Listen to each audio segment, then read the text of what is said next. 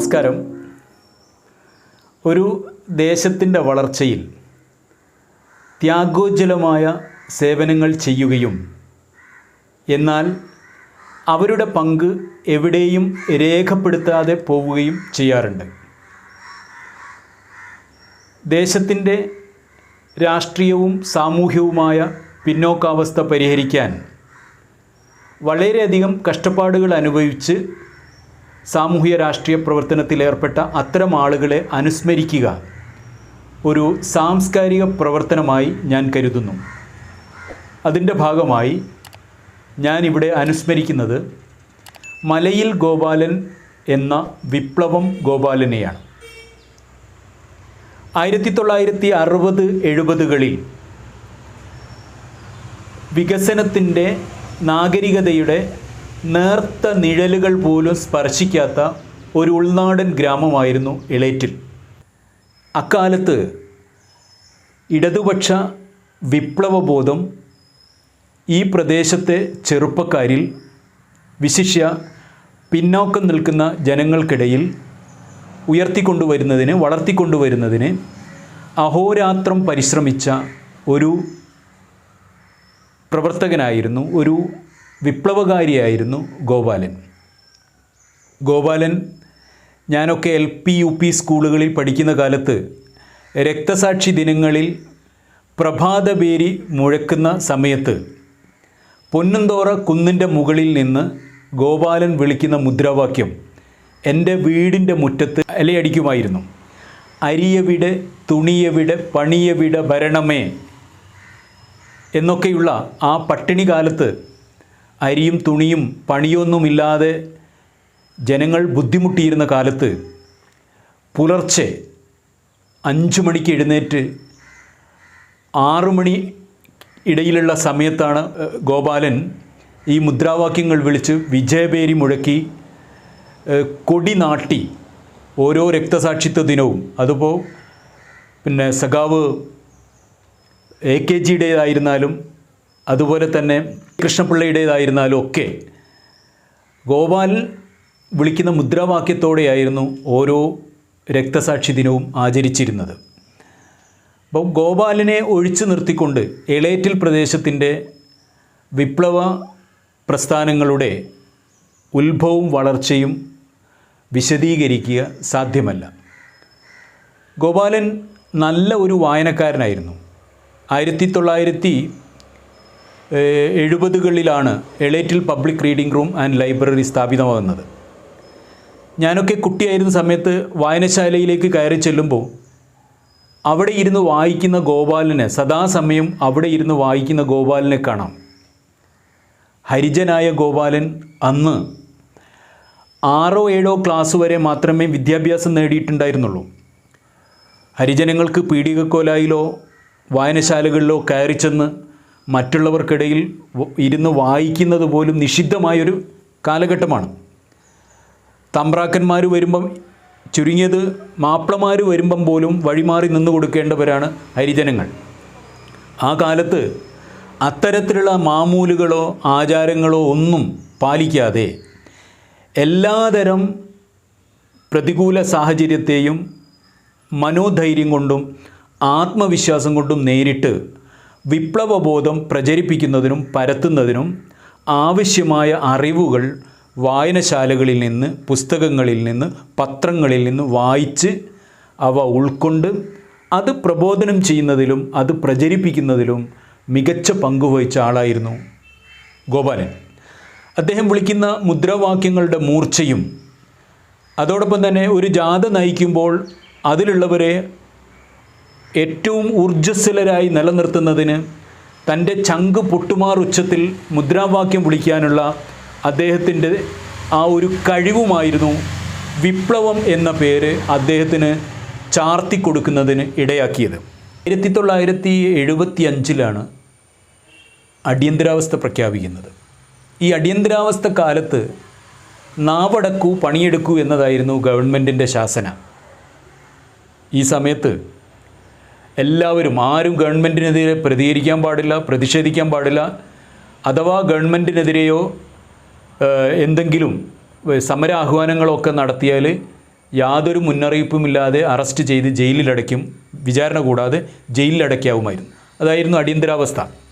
ഇന്ദിരാഗാന്ധി അടിയന്തരാവസ്ഥ പ്രഖ്യാപിച്ച ഘട്ടത്തിൽ റേഷൻ കടകളിൽ അരിയില്ലാത്തൊരു ഘട്ടം വന്നു.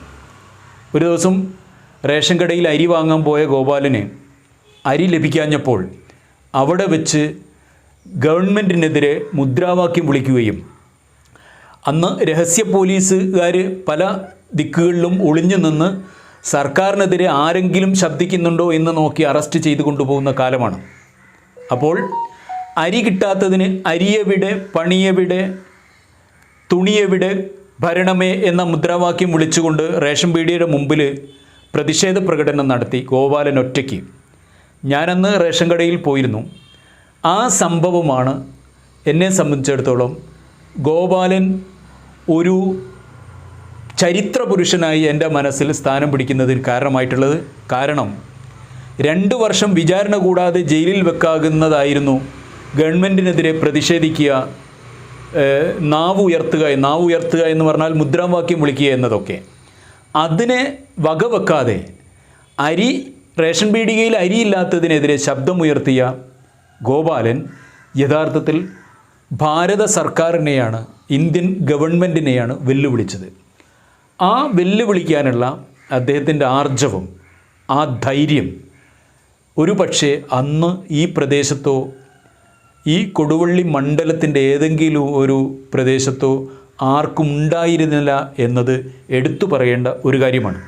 ആ സംഗതി എൻ്റെ ഒരു പോങ്ങ റേഷനരി എന്ന നോവലിൽ ഒരു അധ്യായമായി നൽകിയതും ഗോപാലനെ അനുസ്മരിക്കുക എന്ന ഉദ്ദേശത്തോടു കൂടി മാത്രമായിരുന്നു. കിണർ പണിക്കാരനായിരുന്നു ഗോപാലൻ. കിണർ കുഴിക്കുക, കിണറിന് പടവുണ്ടാക്കുക, കിണറിന് ആൾമറ കെട്ടുക, ഇതൊക്കെയായിരുന്നു ഗോപാലൻ്റെ പണി. ആഴമുള്ള കിണറ്റിൽ പാറ ഉണ്ടായാൽ ആ പാറക്ക് കരിമരുന്ന് വെച്ച് തീ കൊടുത്ത് അത് പൊട്ടുന്നതിനു മുമ്പ് കയറിൽ തൂങ്ങിപ്പിടിച്ച് കിണറിൽ നിന്ന് പുറത്തേക്ക് കയറി വരുന്ന ഗോപാലൻ എല്ലാവർക്കും ഒരു സാഹസത്തിൻ്റെ പ്രതീകം കൂടിയായിരുന്നു.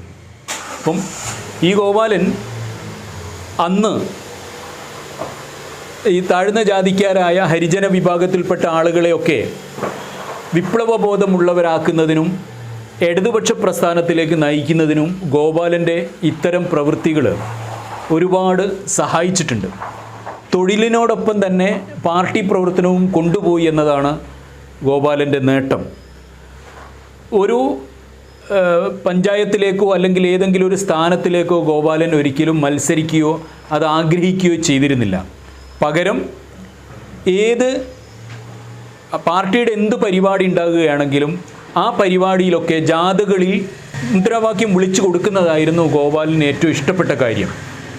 അതോടൊപ്പം തന്നെ ഗോപാലിനെ സംബന്ധിച്ചിടത്തോളം ഗ്രന്ഥങ്ങളിൽ നിന്ന്, പുസ്തകങ്ങളിൽ നിന്ന്, AKGയുടെയും EMSൻ്റെയും നായനാരുടെയൊക്കെ പ്രസംഗങ്ങളിൽ നിന്ന് താൻ കേട്ടുപഠിച്ച വിപ്ലവ ചിന്തകൾ, താൻ കേട്ടുപഠിച്ച ഈ ഇടതുപക്ഷ രാഷ്ട്രീയം നാട്ടിൽ വന്ന് പീഡികക്കോലായിൽ ഇരുന്നു കൊണ്ട് മറ്റുള്ളവർക്ക് പകർന്നു കൊടുക്കുക എന്നുള്ളതും ഗോപാലന് ഏറ്റവും ഇഷ്ടപ്പെട്ട സംഗതിയായിരുന്നു.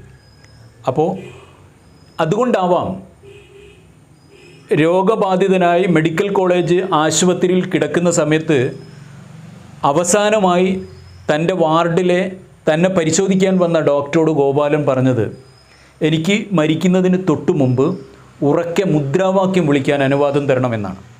അങ്ങനെ ഇൻകുലാബ് സിന്ദാബാദ്, രക്തസാക്ഷികൾ സിന്ദാബാദ് എന്ന മുദ്രാവാക്യം വിളിച്ചുകൊണ്ടാണ് ഗോപാലൻ മരിക്കുന്നത്. ഗോപാലൻ്റെ മരണശേഷം ഗോപാലന് അദ്ദേഹത്തെ സംബന്ധിച്ചിടത്തോളം വീടും മറ്റ് കുടുംബത്തിന് ജീവിക്കാൻ ആവശ്യമായ വകകളൊന്നും ഉണ്ടായിരുന്നില്ല. പാർട്ടി അത് ഏറ്റെടുത്ത് അദ്ദേഹത്തിന് സൗകര്യപ്രദമായി ജീവിക്കാൻ, അദ്ദേഹത്തിൻ്റെ കുടുംബത്തിന് സൗകര്യപ്രദമായി ജീവിക്കാവുന്ന ഒരവസ്ഥ ഒരുക്കി കൊടുത്തു.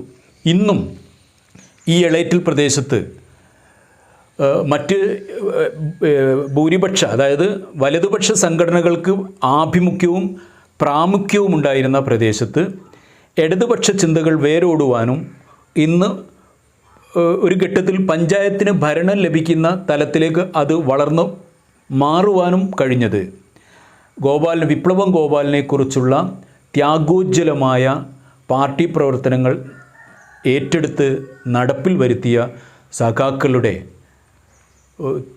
പ്രവർത്തന ഫലമായിട്ടാണ് എന്ന് പറയാതെ വയ്യ. അതുകൊണ്ട് വിപ്ലവം ഗോപാലൻ ജ്വലിക്കുന്ന ഒരു വിപ്ലവ നക്ഷത്രമായി എളേറ്റിൽ ഗ്രാമത്തിൻ്റെ ആകാശരേഖയിൽ എന്നും നിലനിൽക്കും. ഇവിടുത്തെ പിന്നാക്കം നിൽക്കുന്ന ജനവിഭാഗങ്ങളെ, അശരണരും ആശ്രിതരുമായ ജനവിഭാഗങ്ങൾക്ക് സമൂഹത്തിൻ്റെ മുഖ്യധാരയിലേക്ക് ഉയർന്നു വരുന്നതിനുള്ള വിത്തുകൾ പാകിയ ശേഷമാണ് ഗോപാലൻ അരങ്ങൊഴിഞ്ഞത്. ആ ഗോപാലൻ എളേറ്റിൽ ഗ്രാമത്തിൻ്റെ വിപ്ലവ നക്ഷത്രമാണെന്ന് ഒരിക്കൽ കൂടി പറഞ്ഞുകൊണ്ട് അദ്ദേഹത്തിൻ്റെ സ്മരണയ്ക്ക് മുമ്പിൽ ശ്രദ്ധാഞ്ജലി അർപ്പിച്ചുകൊണ്ട് ഞാൻ അവസാനിപ്പിക്കുന്നു. നന്ദി, നമസ്കാരം.